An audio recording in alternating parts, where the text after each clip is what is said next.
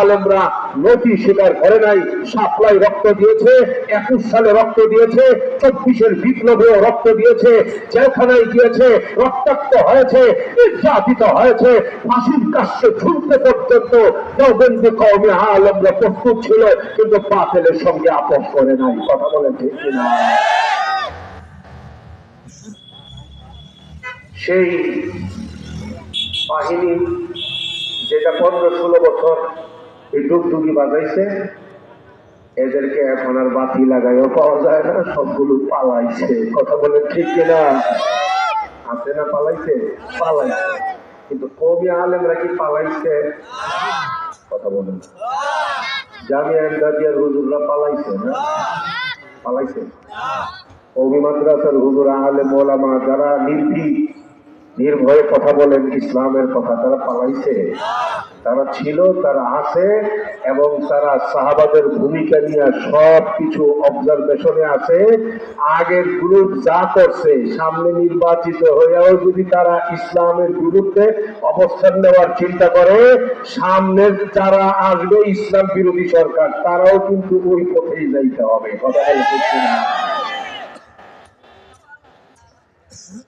আশ্চর্য লাগে, রক্ত দিয়ে স্বাধীন করলাম যে দেশকে 5ই আগস্টে, সেই দেশে আবুল বাউল ফাউল মার্কা লোক আমার আল্লাহর শানে গালিগালাজ করবে, নবীর শানে গালিগালাজ করবে, কোরআন এবং শরীয়তকে নিয়ে উপহাস করবে, এর চেয়ে মরে যাওয়া ভালো। আরে বাঁচবে তো মুসলমান সিংহের মতো বাঁচবে, বিড়ালের মতো বেঁচে থেকে লাভ কি?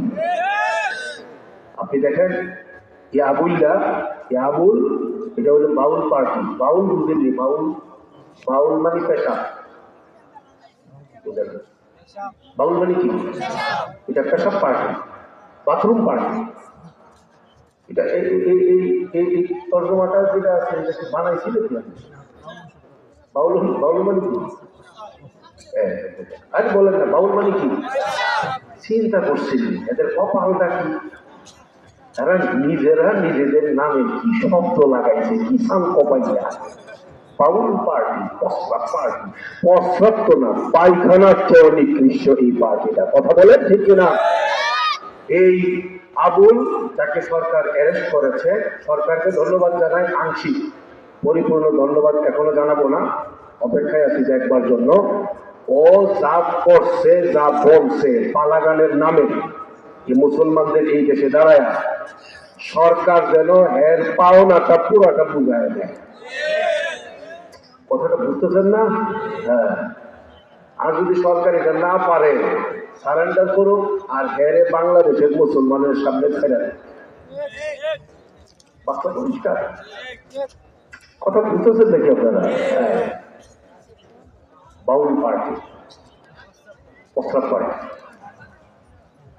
সে বলে আমার আল্লাহর শানে, আল্লাহ তাআলার শানে, সে বলে যে আল্লাহ এক মুখে কয় আল্লাহ নাকি সর্বপ্রথম এশককে বানাইছে, আরেক মুখে আল্লাহ কয় সর্বপ্রথম নাকি আল্লাহ আরশ বানাইছে, আরেক মুখে আল্লাহ কয় আল্লাহ নাকি সর্বপ্রথম তার নূর সৃষ্টি করছে। কয় আল্লাহর মুখটারে কি মুখ বলবো নাকি আরেকটা খুব খারাপ কথা? আপনাদের এলাকায় কি নাউজুবিল্লাহ খুব অসুবিধা আছে নাকি আপনাদের? ভাই মন মেজাজ কিন্তু খারাপ করে ফেলাইতেছেন কি? আপনাদের এখানে কি এই গ্রুপের কেউ আছে নাকি? কারো বার্তা চুপ করে বসে আছে। এক পর্যায়ে সে বলে আমি আল্লাহর কথা যা আল্লাহ বলছে এই কথার আগাও পাই না, পরের শব্দটা আমি আর বলতে পারবো না। খুব খারাপ, অশ্লীল, অশ্রাব্য, লজ্জাস্থানের সাথে সম্পর্ক তুলনা দিয়ে সে বলেছে আমি এটাও পাই না, ওইটাও পাই না। আল্লাহর সঙ্গে সে উপহাস করে, আল্লাহর সঙ্গে মশকরা করে, আল্লাহর শানে সে অশ্লীল যে অশ্রাব্য কথা বলেছে, এতে কোনো সন্দেহ নাই সে পরবর্তীতে ঈমান যদি আনে সেটা আল্লাহর সঙ্গে মুআমালা সাফ করবে। আপাত দৃষ্টিতে যে শব্দগুলো সে উচ্চারণ করেছে এর দ্বারা সে মুমিন থাকার কোনো সুযোগ নেই, সে মুরতাদ, সে কাফের হয়ে গেছে। ঈমান থাকে না এই ধরনের কথা বলে আল্লাহর শানে বেয়াদবি করলে, নবীর শানে বেয়াদবি করলে, আল্লাহর শানে গালিগালাজ করলে, নবীর শানে গালিগালাজ করলে, শরীয়তের শানে গালিগালাজ করলে, কোরআন হাদিসের সামনে অবমাননা করে বক্তব্য আর গালিগালাজ করলে ঈমান থাকে না যায়? বলে কন قل أبالله وآياته ورسوله كنتم تستهزئون لا تعتذروا قد كفرتم بعد إيمانكم إن نعفو عن طائفة منكم نعذب طائفة بأنهم كانوا مجرمين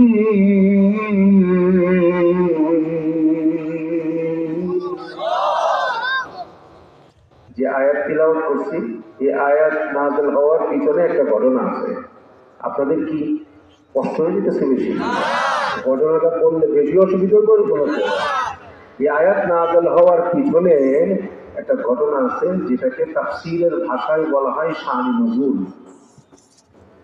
শানি নুজুলটা হইল, ঘটনাটা হইল রাসূলুল্লাহ সাল্লাল্লাহু আলাইহি ওয়াসাল্লাম যখন সাহাবাদেরকে সঙ্গে নিয়ে তাবুকের ময়দানে যাচ্ছিলেন জিহাদ করবার জন্য। ভাই কি করার জন্য? জিহাদ করার জন্য যাচ্ছিলেন। কথা বুঝতেছেন নাকি? কি করার জন্য? কি ভয় পেতেছেন নাকি? জিহাদের নাম শুনলেন? হ্যাঁ, জিহাদ করার জন্য। নবীর সঙ্গে নবীর সামনে মুনাফিকদের এক জামাত ছিল। মুনাফিক বুঝেননি? মুনাফিকের কিশোরগঞ্জের সহজ সরল ভাষা, বাংলাদেশের সহজ সরল ভাষা হইল উপরে দিয়া ফিটফাট, ভিতরে দিয়া এই জন্য মনে কথা বোঝেন নাই? আল্লাযী ইউযহিরুল ঈমান ওয়া ইউবতিলুল কুফর। উপরে উপরে মুসলমান, ভিতরে ভিতরে কাফের। মুনাফিকদের জামাত নবীর সঙ্গে রওনা দিছে সাহাবাদের সাথে জিহাদ করতে। মুসলমান না মুনাফিক? মুনাফিক। আড়ালে একটু দূরে মুনাফিকরা এই নবী, এই যে নবী দেখছো না, উনি নাকি পারস্য দখল করবে, রোম সাম্রাজ্য দখল করবে, শাম দেশের রাজপ্রাসাদ গুলো দখল করবে। এই যে উনি পায়ে হাইটে হাইটে যাইতেছে। নবী কিন্তু শুনে নাই। কে শুনছে? কে? হ্যাঁ, আমরা যে জোরে জোরে আল্লাহ আল্লাহ বলতেছি, আল্লাহ শুনে তো না? শুনে? দেখেন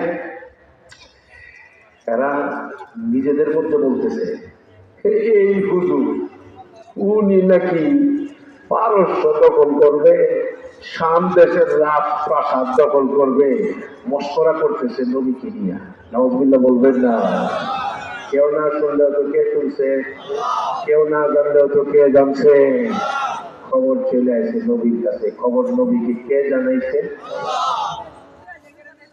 নবী ডাকতেছে, ডাক দিয়েছে, এই গ্রুপ, আমার ব্যাপারে বলে তোমরা এরকম এরকম কও। وَلَئِنْ سَأَلْتَهُمْ لَيَقُولُنَّ إِنَّمَا كُنَّا نَخُوضُ وَنَلْعَبُ قُلْ أَبِاللَّهِ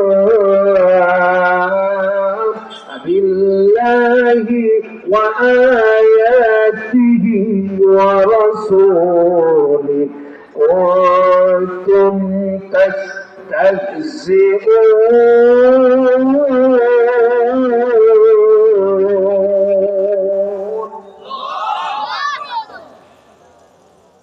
আল্লাহ নবী বলছে, এই আমার ব্যাপারে তোমরা নিজেরা নিজেরা নাকি এরকম বলছো, আমার ব্যাপারে আপত্তিকর কথা, মশকরা করে কথা, অশালীন কথা।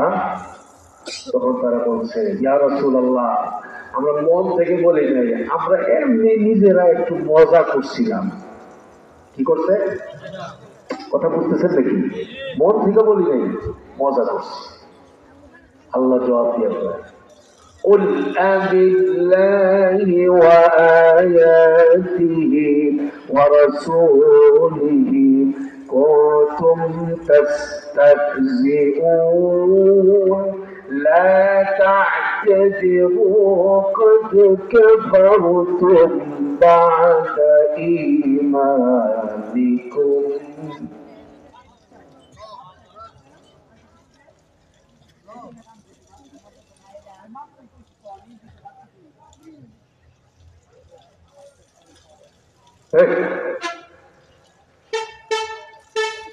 আবার একদম খামোশ, না হয় চলে যাবো। আবার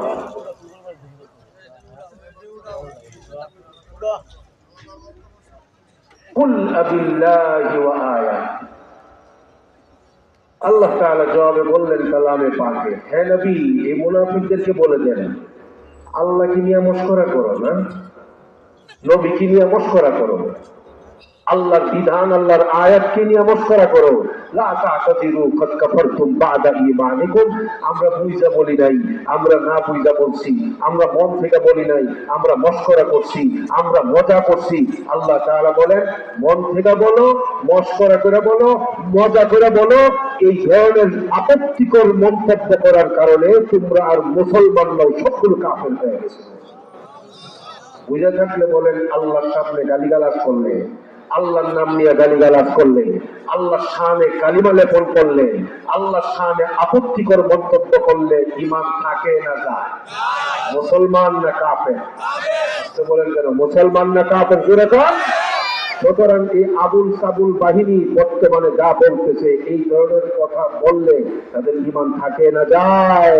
আমি চ্যালেঞ্জ দিয়ে বললাম, বর্তমানে যারা এই বাউল পার্টি আছে, এই রাতের অন্ধকারে পালাক গানের নাম দিয়া আল্লাহর ব্যাপারে, নবীর ব্যাপারে, শরীয়তের ব্যাপারে তারা যে বক্তব্যগুলো দেয়, সেইগুলো যদি কোরআন হাদিসের আলোকে যাচাই করা হয়, আমি তাদের বক্তব্য অনেকগুলো আমি শুনি, তাদের এই বক্তব্যগুলোর মধ্যে যদি কোরআন হাদিসের আলোকে দৃষ্টি দেওয়া হয়, অধিকাংশ এই পাউল পাউল বাহিনী যারা, অধিকাংশদের ব্যাপারে প্রমাণ হয়ে যাবে এগুলোর একটারও ঈমান নাই।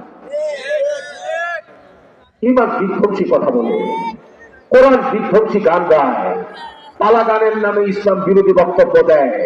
আমার পরিষ্কার কথা, এই দেশকে যদি ইসলাম বিরোধী চক্র থেকে দেশকে যদি মুক্ত করতে হয়, এই দেশে মুসলমানদের ইজ্জতের উপরে আঘাত করবে, কোরআনের উপরে আঘাত করবে, আমাদের অনুমতিতে আঘাত করবে, এই সব রাস্তা যদি বন্ধ করতে হয়, আমাদের দাবি, মুসলমানদের দাবি, ইমানের দাবি, কাদিয়ানীদেরকে যেমন রাষ্ট্রীয়ভাবে অমুসলিম ঘোষণা করতে হবে, এই আউল ফাউল বাহিনী যারা আছে তাদের সকল কার্যক্রম রাষ্ট্রীয়ভাবে নিষিদ্ধ করতে হবে।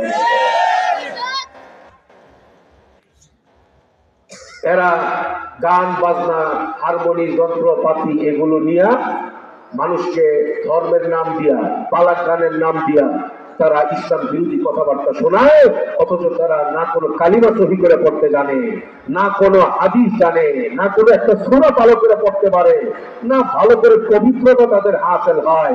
ব্যাপারটা ছেলে মেয়েরা, নারী পুরুষ অবাধ একটা পরিবেশের ভেতরে তারা এটাকে গান বাজনার পুরুষের ভিতর দিয়া এটাকে ইসলাম নামে চালায় দিতেছে।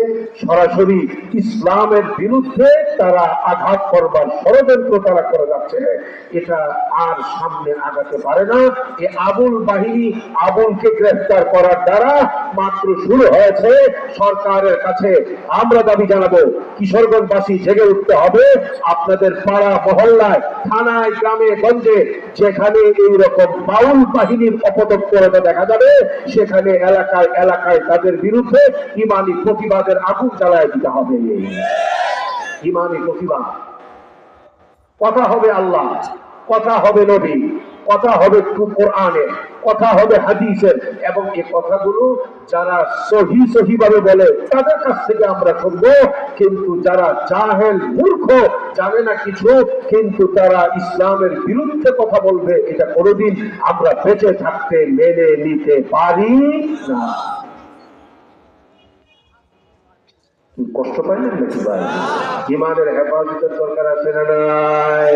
আবার সেই কথায় আসেন, নামাজ, রোজা, হজ, যাকাত, জিকির, আজকার যত কিছু আছে সব কিছু আল্লাহর দরবারে কবুল হওয়ার জন্য মূল আমলটার নাম হইল কি? ঈমান। ঈমানের রেজাল্ট থাকতে দেওয়া দরকার। নাজাতের জন্য এক নাম্বার গুরুত্বপূর্ণ আমল হইল ঈমান, নির্ভেজাল ঈমান। দুই নাম্বার গুরুত্বপূর্ণ যেটা লাগবে নাজাতের জন্য ঈমানের পরে, সেটা হলো নির্ভেজাল আমল। এক নম্বরে নাজাতের জন্য নির্ভেজাল ঈমান, আর দুই নম্বরে লাগবে নির্ভেজাল আমল। আমলের মধ্যে ভেজাল থাকতে পারে না। এটা লম্বা ব্যাখ্যা আমি আপনাদের সামনে করবার চিন্তা ভাবনা করি নাই। কিছু আলোচনা আমার আগে মৌলানা সব করে গেছেন, এর আগে বুজুর্গানি দিন এখানে আলোচনা করেছেন, জায়গায় জায়গায় আপনারা আলোচনা শুনছেন। আমলটা বিশুদ্ধ হওয়ার জন্য মানদণ্ড কি আল্লাহ তাআলা বলে দিচ্ছেন, لقد كان لكم في رسول الله أسوة حسنة لمن كان يرجو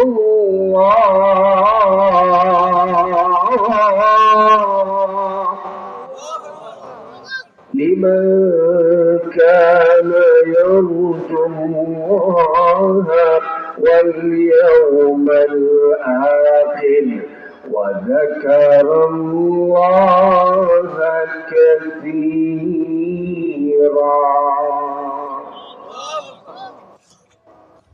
আমার ঈমান সহিশুদ্ধ করবার জন্য, আমার আমল সহিশুদ্ধ করবার জন্য, আমার নামাজ সহিশুদ্ধ করবার জন্য, আমার তিলাওয়াত সহিশুদ্ধ করবার জন্য, আমার আমার তাজিম, আমার আখলাক, আমার চরিত্র, আমার ব্যবসা, আমার চাকরি, আমার রাজনীতি, আমার জীবন, আমার যৌবন, আমি ব্যক্তি, আমার পরিবার, এই সবগুলোকে জান্নাতি বানাইবার জন্য মানদণ্ড হইল রাসূলুল্লাহ সাল্লাল্লাহু আলাইহি ওয়াসাল্লাম। নবীজিকে অনুসরণ করতে হবে। তাকে অনুসরণ বলেন না, নবীজিকে। কে বলছেন? ইয়া আল্লাহ, আমার মাথা থেকে পা পর্যন্ত যা কিছু আছে নবীর সাথে মিলে কিনা দেখতে হবে। আমার ব্যবসা নবীর সঙ্গে মিলে কিনা দেখতে হবে। আমার ইবাদত নবীর সঙ্গে মিলে কিনা মিলায়া যাচাই করতে হবে। আপনার ছেলে আছে, আপনার মেয়ে আছে, আপনার বিবি আছে, আপনার পরিবার আছে, আমাদের পরিবার নবীর পরিবারের সাথে মিলে কিনা যাচাই করে মিলাইয়া দেখতে হবে। খালি স্লোগান দিলে হইব না, ওর জ্ঞানও ঠিক রাখবেন। আরে ভাই বুঝেন না, আমাদের যেমন পরিবার আছে, নবীর পরিবার ছিল কি ছিল না? কথা বলেন না। আজকে দুঃখের সঙ্গে বলি, আমরা আমাদের নিজেকে নিয়ে যতটা ভাবি, আমাদের ছেলে মেয়েদের জান্নাত নিয়ে অতটা ভাবি না। অনেক স্বার্থপর আমরা, অনেকেই নিজেরা জান্নাতি হয়ে যাবে, বাবা জান্নাতি হবে, দাদা জান্নাতি হবে, দাদি জান্নাতি হতে চায়, ছেলেটা স্কুলে পড়ে, হাই স্কুলে পড়ে, কলেজে পড়ে, ভার্সিটিতে পড়ে, তার জান্নাতের জন্য যে কি লাগবে ওই দিকের অধিকাংশ মা বাবার নাই। কথা বলেন না। অথচ বাবা, দাদা, নানা, নানি, স্বামী, স্ত্রী, তারা যেমন জান্নাতি হওয়া লাগবে, কলিজার টুকরা আদরের ছেলেটা, মেয়েটা, সে ডাক্তার হবে, ইঞ্জিনিয়ার হবে, প্রফেসর হবে, ব্যারিস্টার হবে, রাজনীতিবিদ হবে, সে মন্ত্রী হবে, এমপি হবে, সব হবে, কিন্তু সবার আগে তো সে জান্নাতি হতে হবে। কথা বলেন না কেন? এই জান্নাতি পরিবার নবী কেমনে বানাইছে, কেমনে তৈরি করছে? নবীর এক একটা ঘর ছিল মাদ্রাসা, নবীর এক একটা কামরা ছিল মাদ্রাসা, নবী নিজে শিখাইছে। ভাই দেখেন, বুখারী শরীফের হাদিস, কষ্ট হইতেছে না? বুখারী শরীফের হাদিস, নবীজি বসা, নবীজির সঙ্গে আমাদের দুইজন আম্মা জান বসা, নবীজির সহধর্মিনী দুইজন, আমাদের পবিত্র আম্মা জান দুইজন বসা নবীজির সঙ্গে। ঠিক সেই সময়ে অন্ধ সাহাবী আব্দুল্লাহ ইবনে উম্মে মাকতুম রাদিয়াল্লাহু তাআলা আনহু উনি আসছেন নবীজির দরবারে। বুঝা থাকলে বলেন তো, যে সাহাবী অন্ধ, এই অন্ধ সাহাবী উনি কি চোখ দিয়া আম্মা জানদেরকে দেখতেছে? কিন্তু আম্মাজান যারা নবীর স্ত্রীগণ, ওনারা নিজের চোখ দিয়া ওই অন্ধ পুরুষকে সাহাবী ওনাকে দেখে কি দেখে না? নবী কি করলেন? একটা জীবা মিনহু, পর্দা পর্দা পর্দা পর্দা। নবীজি সাল্লাল্লাহু আলাইহি ওয়াসাল্লাম শিখাইছেন মেয়েদেরকে জান্নাতি বানাইবার জন্য নামাজ যেমন জরুরি, পর্দাও তেমন জরুরি। একটা জীবা মিনহু, নবীর জন্য, নবীর ঘরের বিবিদের জন্য, আমাদের আম্মাজানদের জন্য যদি পর্দা জরুরি হয়ে থাকে, এই জামানার আমাদের মা বোনদের জন্য পর্দা কি মুস্তাহাব, সুন্নত না ফরজ? কিন্তু এই পরিমাণ গুরুত্ব ফ্যামিলির মধ্যে আছে? এই যে নবীজি বলেন এই পর্দা পর্দা পর্দা, কি বলছে? পর্দা বলেন, কি বলছে? পর্দা, পর্দা করো, পর্দা করো। এখন তো নবীর উম্মতের মধ্যে পর্দা করো না, এর উল্টা, এর উল্টা। আধুনিকতার নামে এখন চলে উল্টা। বন্ধুর সামনে নিজের বউকে সামনে দিতে হবে, বউ বন্ধুর বউ বন্ধুকে চা খাওয়াতে হবে, গল্প শোনাতে হবে। ক্লাসমেট একসঙ্গে পড়ছে এক সময়ে, এখন বিয়ে হয়ে গেছে, বিয়ে করে ফেলছে, এক একজন এক এক জায়গায় সেপারেট, কিন্তু একজন আরেকজনের সামনে আসতে হবে। এলাকার লোকজন আসছে, এলাকার নেতা মাতবররা আসছে, ঘরের বউরা যারা আছে তারা সামনে আগায়া ভাই কেমন আছেন, দুলাভাই কেমন আছেন, মামা কেমন আছেন, চাচা কেমন আছেন, এই জাতীয় একটা ভাবসাব হাল হাকিকত সমাজের মধ্যে কম বেশি আছে না? অথচ যদি জিজ্ঞেস করা হয় সবাই বলবে জান্নাত কিন্তু আমার জন্য জায়গাটা আগে রাখছেন, কিন্তু পর্দার খবর নাই। لقد كان لكم في رسول الله أسوة حسنة لمن كان يرجو الله، لمن كان يرجو الله واليوم الآخر وذكر الله كثيرا। যারা আল্লাহকে পেতে চায়, আল্লাহর মুলাকাত লাভ করতে চায়, যারা পরকালকে বিশ্বাস করে, পরকালের নাজাত পেতে চায়, এই মানুষগুলোর জীবনের প্রত্যেকটা ক্ষেত্রে নবীকে দেখে দেখে, নবীর আমল দেখে, নবীর 23 বছরের সুন্নত মোতাবেক নিজেদেরকে পবিত্র বানাবে, পরিবর্তন করবে, নিজেকে সাজাবে। নবীর মতো হয়ে আমরা নবীর এক একজন আশিক হয়ে নবীর সুন্নতের রঙে রঙিন হয়ে কবরে যাব, এরকম নিয়ত করতে পারি না ভাই? আল্লাহ সবাইকে হাবিবে পাকের সুন্নতের জিন্দেগি দান করেন, আমিন করেন। কথা আমি গোটাই দিচ্ছি। এখন ভাই আমরা এখানে যারা আছি নাজাতের জন্য, জাহান্নামের আগুন থেকে বাঁচার জন্য, জান্নাতি হওয়ার জন্য, আল্লাহর দুস্থ আর পেয়ারা হওয়ার জন্য আমরা যারা বসছি, আমাদের এই সময়ে একদম আঙ্গুলে ধীরে ধীরে 4টা জিনিস নিয়ে বলে দিচ্ছি। জাহান্নাম থেকে বাঁচার জন্য, আল্লাহর রাগ গুসা থেকে বাঁচার জন্য, জান্নাতি হওয়ার জন্য, ঈমান আর ইসলামকে সহিভাবে বুকে ধারণ করে কবরে যাওয়ার জন্য 4টা জিনিস নিয়ে যায় দীর্ঘ কবরে। বলেন না ওই জিনিস? নাম্বার 1, আল্লাহর কালাম 30 পারা কোরআনকে মানতে হবে। পুরা 30 পারা কোরআন মানলো, শুধু একটা অক্ষর মানলো না, ইমানদার না কাফের? পুরা 30 পারাই মানলো, শুধু একটা শব্দ অস্বীকার করলো, সে মুসলমান না কাফের? এই কারণে কাদিয়ানীরা মুসলমান না কাফের? পুরা 30 পারাও যদি মানে, খাতামুন নবিয়্যিন শব্দটা না মানার কারণে গোলাম আহমদ কাদিয়ানীর অনুসারীরা যারা বলে আমাদের নবীর পরে গোলাম আহমদ কাদিয়ানী আরেকজন নবী, নাউযুবিল্লাহ বলবেন না। এই আকীদা বিশ্বাস স্থাপন করবার কারণে, এই বিশ্বাস গ্রহণ করবার কারণে কাদিয়ানী সম্প্রদায় তারা মুসলমান না কাফের? এক নম্বর হলো পুরা কোরআন শরীফ এর উপরে বিশ্বাস রাখা, কোরআনে কারিমে যা আছে এই সবগুলোর উপরে আমল করা, কোরআনে কারিমের ইত্তেবা।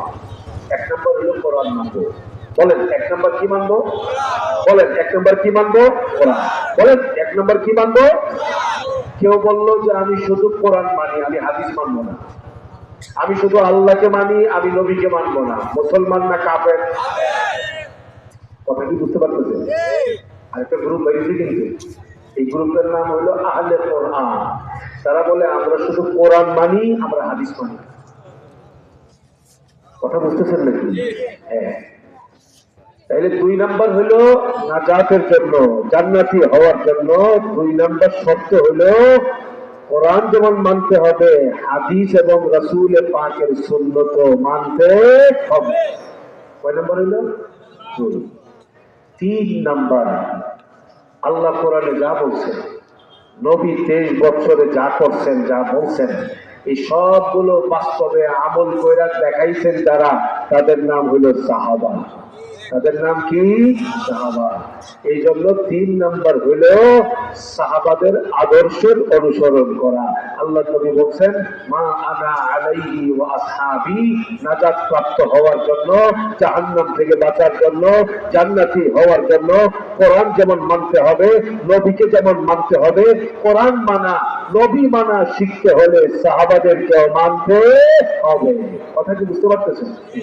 4 নাম্বার, 4 নাম্বার হইল এই পর্যন্ত কয়টা গেল? 4 নাম্বার হইল, আচ্ছা আলেম ওলামা বাদ দিয়া আমরা যারা জেনারেল শিক্ষিত মানুষ, বলেন তো কোরআন শরীফের 30 পারায় যা আছে আরবিতে, লক্ষ লক্ষ হাদিস কিতাবের মধ্যে যা আছে, ফিকহ শাস্ত্রের যত কিতাবে যা আছে, তাফসীরের কিতাবে যা আছে, এগুলো আমরা যারা জেনারেল শিক্ষিত মানুষ, আমরা নিজেরা আমাদের নিজস্ব যোগ্যতায় বুঝতে আমরা পারবো? বোঝার জন্য সহযোগিতা নেওয়ার দরকার আছে না নাই? সহযোগিতা নিব এনসিপির নেতা যারা, তাদের কাছ থেকে, বিএনপির নেতাদের কাছ থেকে, ডাক্তার, ইঞ্জিনিয়ার, প্রফেসর যারা, তাদের কাছ থেকে।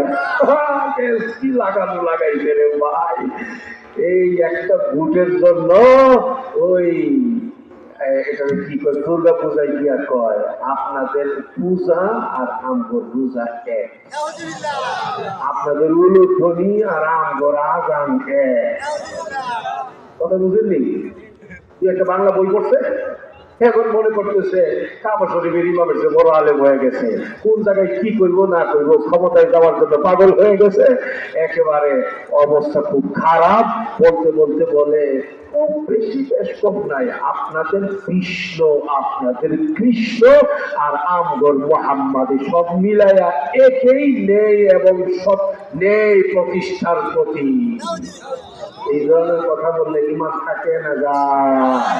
কোন কথা বলা যাবে, কোন কথা বলা যাবে না, কোনটা করা যাবে, কোনটা করা যাবে না, কোন জায়গায় যাওয়া যাবে, কোন জায়গায় যাওয়া যাবে না, বক্তব্য দিতে গেলে কোন কতটুকু সীমারেখা মানতে হবে, কোন সীমারেখা ওভারটেক করা যাবে না, এটার জন্য কোরআন হাদিসের ইলম লাগে। কথা বলেন ঠিক কিনা? ডাক্তার হইলে, ইঞ্জিনিয়ার হইলেই যে আপনি কোরআন হাদিসের কথা সহি সহি ভাবে বলতে পারবেন, এটার কোনো গ্যারান্টি নাই। বাইরে গত 15-16 বছর কি যে চক্র রাখেছে, এই আলেমদেরকে আমরা কি কম জানি নাকি? আমরা ব্যারিস্টার হয়েছি, আমরা প্রফেসর হয়েছি, আমরা এমপি হয়েছি, আমরা মন্ত্রী হয়েছি, কোনো আলেম দিয়ে দোয়াটা পর্যন্ত করাবো না, জানাজার নামাজও পড়াবো না, 3 তকবীরে জানাজা করে ছেড়ে দিচ্ছি। আলেম দিয়া জানাজা পড়াবো না, কারণ আলেম দিয়া জানাজা পড়াইলে জানাজার মধ্যেও নাকি আলেমরা তাদের বিরুদ্ধে বক্তব্য দেয় যে তারা ইসলাম বিরোধী কথা বলে, ইসলাম বিরোধী কার্যকলাপ এইগুলো করছে। দোয়াও করাইবো না আলেমদেরকে দিয়া, দোয়া এরা নিজেরা নিজেরা করবো, আল্লাহ আমগর বঙ্গবন্ধুরে জাহান্নামের উপর দিয়া পার করায়। দুয়ার ঘরের দুয়া এ 15-16 বছর এই কামগুলো করছে এরা। কথা বুঝতেছেন নাকি? লাকুম দীনুকুম ওয়ালিয়া দীন। আল্লাহ বুখারী শরীফে কইছে এগুলো কাছে এই ডুবডুবি বাজাইছে। হ্যাঁ, এই এই অবস্থা ধরছে এখন। এই নতুন করে কিছু কিছু মানুষ স্লোগান দেয় আগামী বাংলাদেশ, কোরআনের বাংলাদেশ আমরা চাই, কোরআনের বাংলাদেশ আমি চাই, আপনি চান, জীবন দিয়ে হলেও বাংলার জমিনে কোরআনের শাসন কায়েম করতে হবে। এর জন্য প্রস্তুত আছি না? না, কিন্তু এর জন্য আমাদের মাথা ঠিক রাখতে হবে। যাদের কাছে ইসলাম নিরাপদ, যাদের কাছে শরীয়ত নিরাপদ, যারা কোরআন বুঝে, যারা শরীয়ত বুঝে, যারা ইসলাম বুঝে, যারা সত্যিকারের আলেম এবং যাদের সিনার ভিতরে পর্যাপ্ত এলেম আছে এবং যারা বিজ্ঞ আলেমদের তত্ত্বাবধানে চলে, তাদের কাছে ইসলাম নিরাপদ। সেই মানুষগুলো যদি আগামী নির্বাচনে ভোট দেওয়ার জন্য আসে, ইসলামের বাংলাদেশ কায়েম করবার জন্য তাদের পাশে দাঁড়াতে হবে। কথা কি বুঝতে পারতেছেন? কিন্তু কৃষ্ণ কৃষ্ণকে নবীর সঙ্গে মিলাইয়া একবারে তাল গোল পাকায়া এই ধরনের যাই জানালার মধ্যে বইরেন না রে ভাই। ইমান আগে, ইসলাম আগে, আল্লাহ আগে, নবী আগে। এরপরে ক্ষমতায় যাইতে পারলে আলহামদুলিল্লাহ, না পারলে কোনো অসুবিধা নাই। ইসলাম শিখাইতে হবে আগে। কথা বলেন না কেন? কথা বলেন না কেন? ইসলাম পরে না ইসলাম আগে? কথা বলেন। ইমান পরে না ইমান আগে? কথা বলেন। এই জন্য এলেমের দরকার, আলেমের দরকার। কোরআনে কি আছে, হাদিসে কি আছে, কি বলা যাবে, কি বলা যাবে না, কি করা যাবে, কি করা যাবে না, এই বিষয়গুলো জানবার জন্য আলেমের দরকার আছে না নাই? এই জন্য 4 নম্বর হলো কোরআন মতো আমল করবার জন্য, সুন্নত মতো আমল করবার জন্য, সাহাবাদের আদর্শ মতো আমল করবার জন্য আমাদের সকলকে হাক্কানি রব্বানি উলামায়ে কেরামের কাছ থেকে জেনে জেনে তাদের পরামর্শ, তাদের ফতোয়া, তাদের ফারায়েদ মোতাবেক আমাদেরকে আমল করতে হবে। ইনশাআল্লাহ রাজি আছেন তো? ইনশাআল্লাহ সত্যি রাজি? একবারে দিল থেকে রাজি? তবে তবলিগটা বাদ দিয়া, তবলিগের জন্য আলেমের দরকার নেই। হ্যাঁ, না, তবলিগের জন্য তো আলেমের দরকার নেই। চিল্লা দিতে দিতে দিতে দিতে 3 চিল্লা 100 চিল্লা দিচ্ছেন, আলেম হয়ে গেছেন না? সূরা ফাতিহা না শিখতে পারলে অসুবিধা কি? চিল্লা তো দিচ্ছে। কি বলেন? তবলিগের জন্য আলেমের দরকার আছে না নাই? তবলিগে কি আপনি কি বয়ান দিবেন না দিবেন, এটা কোরআন হাদিস মতো যদি না হয়, তাইলে পরকালে আল্লাহ দরবার আসামি হওয়া লাগবে না। গুমরাহি থেকে বাঁচার জন্য, অপব্যাখ্যা থেকে বাঁচার জন্য, গলত তরিকা থেকে বাঁচার জন্য, সহি তরিকায় থাকবার জন্য, এবং আপনি কার সাথে চিল্লা দিবেন, কোন দলের সঙ্গে যাবেন, কোন জামাতের সঙ্গে যাবেন, কোনটা করা যাবে, কোনটা করা যাবে না, এই সবগুলোর উপরে আমল করবার জন্য আল্লাহ নবী বলে দিয়েছেন, ইন্নাল উলামা ওয়ারাসাতুল আম্বিয়া, আলেমদের সঙ্গে থাকতে হবে। এই আলেম তো তৈরি হয় আপনাদের কিশোরগঞ্জের হাই স্কুলে, কলেজ, ইউনিভার্সিটিতে। ইসলাম শিক্ষার কোনো গন্ধ পর্যন্ত নাই, নাম মিশন পর্যন্ত নাই জেনারেল শিক্ষার সিলেবাসের মধ্যে। ওখানে সব আছে, পেট পালার জন্য যত দুনিয়ার জাগতিক শিক্ষার সিলেবাস পুরাটাই আছে। 91 থেকে 92% মুসলমানদের এই দেশে স্কুল, কলেজ, ইউনিভার্সিটিতে নাই যেটা, সেটা হইল দ্বীন শিক্ষা, ধর্ম শিক্ষা, নামাজ শিক্ষা, রোজা শিক্ষা, ঈমান শিক্ষা, আল্লাহকে চেনা, নবীকে চেনা, সাহাবাদেরকে চেনা, এইরকম কোন ব্যবস্থা স্কুল কলেজের মধ্যে নাই। কথা বলেন ঠিক কিনা? এই শিক্ষাটার জন্য ব্যবস্থা হলো আমাদের এই মাদ্রাসাগুলোতে। যে সকল ছেলেরা আপনাদের স্কুল, কলেজ, ইউনিভার্সিটিতে পড়ে, আমাদের সন্তান, তাদেরকে ঈমান শিখাইবার জন্য, আমল শিখাইবার জন্য আপনারা আমাদের আলেমদের কাছে বসায় দিবেন, মাঝে মাঝে সময় দিয়ে দিয়া।